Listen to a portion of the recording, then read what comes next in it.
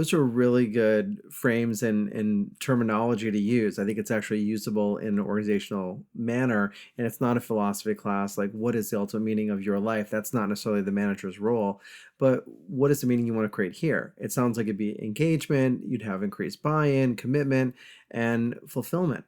I know one of the things you also talk about and write about is the precursors of fulfillment. I was wondering if you could actually, because we all want to be fulfilled, can you tell us like how do we know if we're getting the precursors, if we have those set up yet?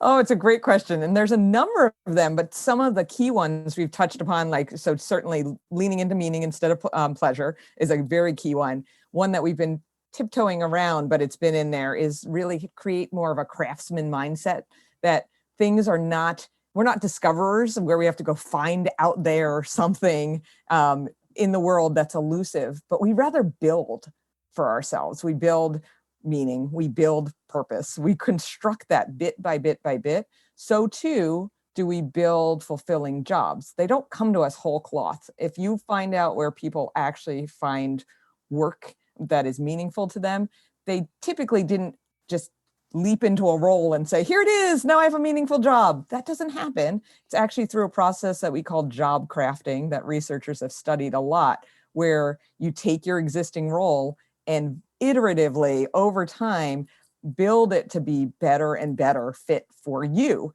on a number of different levels. So become a craftsman. Keep looking at how you tweak. You don't have to take a big giant leap in order to make actually really substantive changes. And sometimes the big leaps are very disappointing because we leap to a new job or to a new city, and then it's like, wah, wah, this isn't what I thought. Well, no, because we're going to need to build it. A couple other precursors are to understand, like we were talking about, that achievement isn't about that end goal. It's about the process towards the goal and getting the most out of that. And then one of my favorite precursors is a mindset shift that comes from Viktor Frankl, who has an amazing book, Man's Search for Meaning, that's literally an annual read for me. And I hope many of your listeners have read it.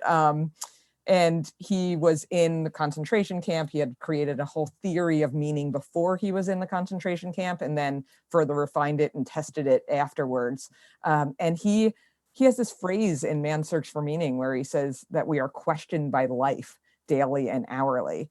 And it's such a reframe on, instead of us asking life, like we're always saying, oh, life, what do you have for me? Or, what's this work have for me? What if we're like, what is my work asking of me? What is life asking of me right now?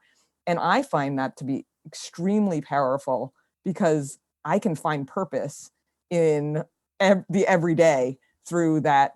Right now, this is what life is asking of me. And maybe it's not always going to be the thing that I would have chosen, but I can see where I'm playing a role, a really important role in answering that question.